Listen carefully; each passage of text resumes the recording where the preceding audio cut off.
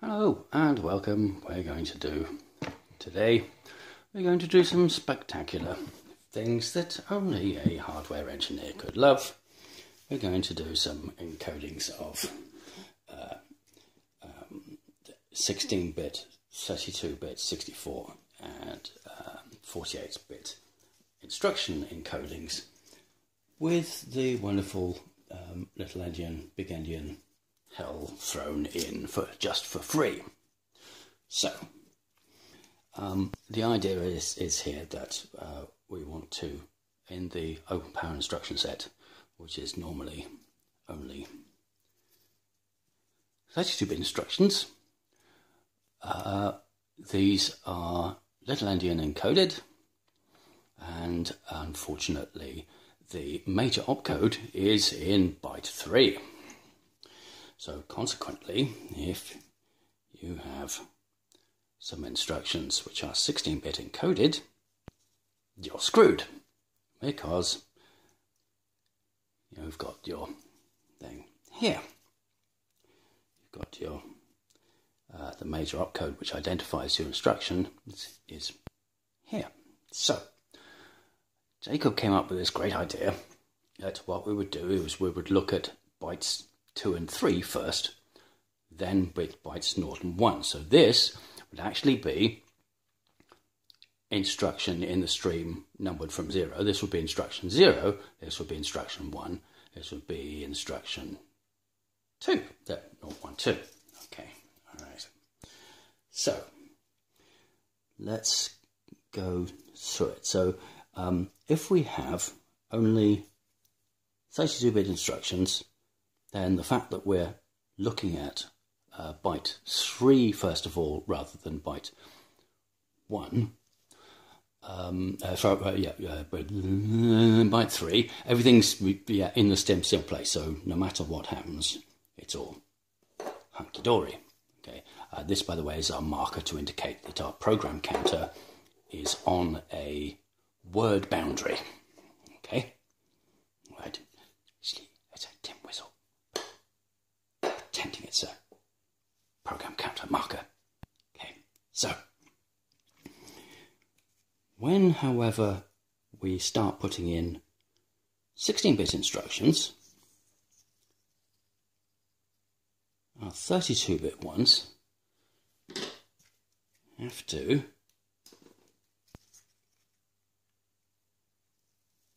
snip, go, 2, 3. Yeah. I'm gonna say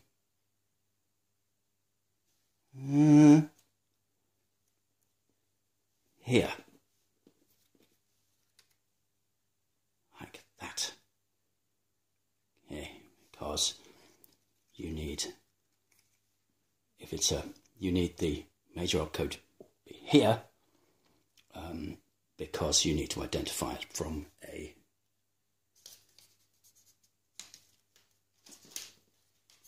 .48-bit one, distinguish it from a 48-bit one, from a 32-bit one. So that's how you do this. Okay, all right. So let's say that we've got this. Okay, and so this was this first instruction. This was a 16-bit one. Okay. From that point onwards, our program counter is now on a half-word boundary. It's going to be a 2, 4, 5, 6, 2, 6, 10 rather than 0, 4, 8. Okay. From that point onwards, if we've got another 16-bit instruction, then great. Then we go back to the encoding from on this boundary on the 0, 4, 8 thing. But let's say we've got a 32-bit one, then we carry on doing this. And if it's followed by a 32-bit, it goes like that, blah, blah, blah, etc., etc. Okay, right. The moment you get one of those, it's the major location. So when you're on this boundary, you're looking at here for whether your where your major opcode is, which tells you things. So if it's a 32-bit one, it'll be there. 16-bit one thing. But it's here. You're looking in this column for your major opcode. Okay. Right. So that's, we've done this instruction already. We've found our 32-bit instruction because we're looking in this column. Oh, and look, we found a 16-bit instruction there. Great. Okay. Now, if we have a 64-bit instruction, it's no different because, again,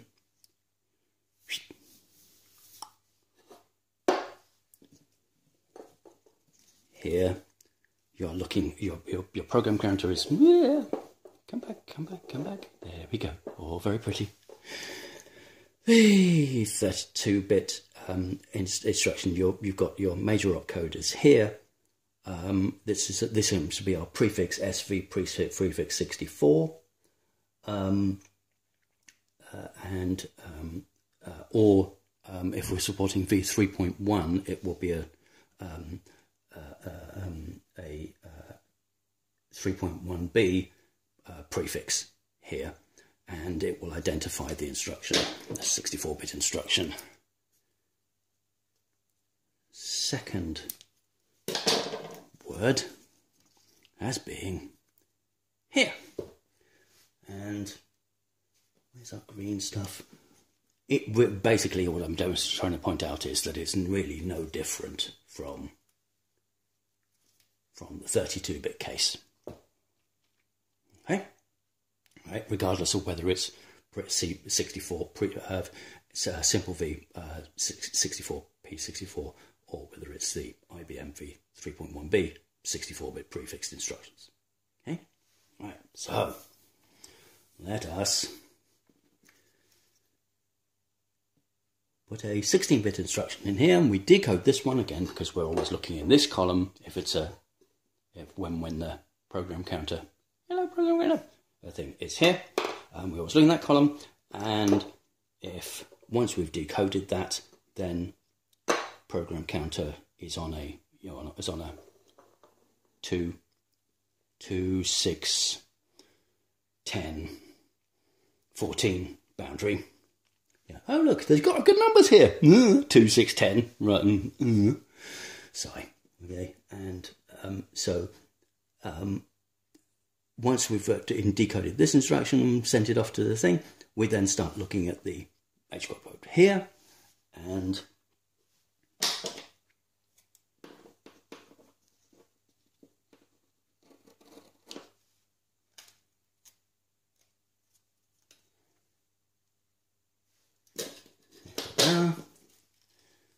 blah blah blah. I won't cut that one. There's no point in doing it. But you get the idea.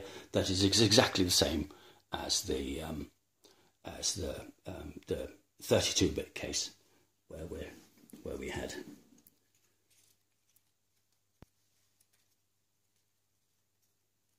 this here, that one here. So you still, when you've got a 64-bit instruction, you always end up still on the 2, 4, 10, 14 line. Okay, right. Now let's do the 48-bit instruction.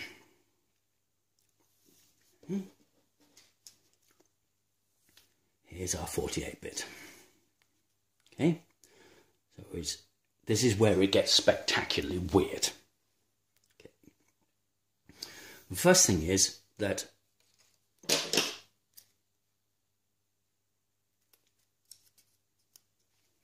the prefix has to go there. Well, let's do the other case first before cutting this. Let's do the one where we've got a 16-bit instruction.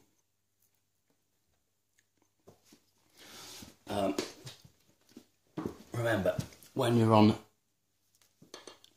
make sure that's in the shot. There we go. When you're on here, we're on a program counter is on a 048 boundary. We start reading from the byte 3 column to check the major opcode. we find that it's a 16-bit, we've moved the program counter on by 2, and that means that our next instructions, the column that we're looking for will be column 1, and that means that the major opcode containing the 48-bit prefix has to be in this column, in which case the rest of the instruction goes like that. Okay, right. So that's the easy case. Okay, and 48, and then we have, you know,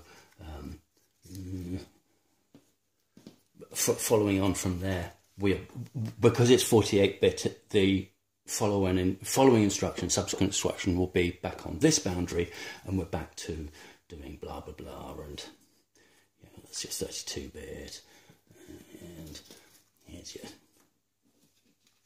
64-bit, etc., etc. All very good. Right, the spectacularly weird bit, which is still compatible with this thing, okay, is that when we do that, we have a 48-bit instruction in there. In this case, you actually have to split the damn thing up into 3 separate chunks. And to be absolutely honest, I have no idea what order we're supposed to be, but I'm sure we'll work it out. But it doesn't matter what the order is. Let's say that let's suppose it's that. Okay, so that's like that. Okay, but basically you're starting from program counter is here.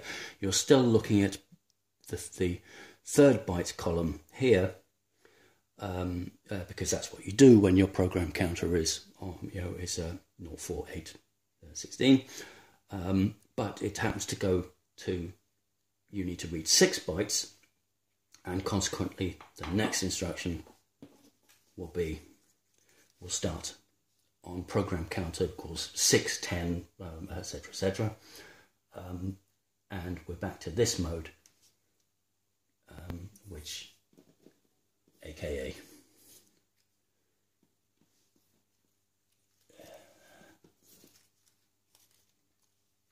that one, etc., etc. Okay. All right. So the whole point of this is that it's intended to be compatible with little endian mode for standard PowerPC 64 little endian ABI. And as long as we've got precompiled code, as long as that precompiled code is as standard, where the major opcode is typically and traditionally for v3.0b and v3.1b openpower in byte 3, we're okay. All right, again, program counter is 048, we think. All right, so dunk, dunk, dunk, dunk, dunk, etc., etc. Okay, it's only when we throw in this stuff, the extended mode, SV prefix 48, and a lovely SV prefix 64 mode, that we have this weirdness where once your program counter is on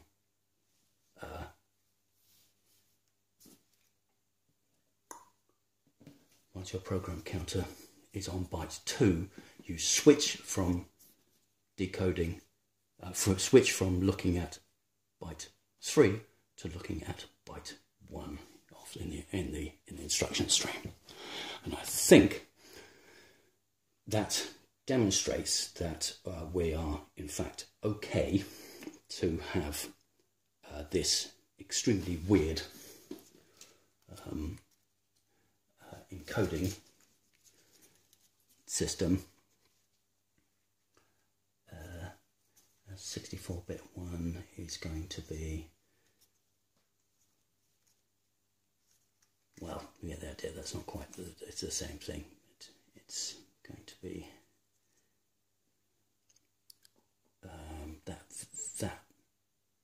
that would actually be there, and that would be there, and that everything. I don't know, but anyway, you get the idea. The major opcode is in the correct location, and it's only the 48-bit one. Pink. It's only our 48-bit that is program counter is on a 2-byte alignment. It's this one that's the weird one. 3210, a prefix there, thing, and if that's like that, then yeah, this is the one that's odd. But whatever order this is, doesn't actually matter. Obviously, it does for as far as the decoder is concerned. But the important bit is that goes there, and in effect, it's as if the instruction was encoded like this when it's on that boundary there, because it has to match up with the the thing has to be embodied in there, yeah. Right, so that'd be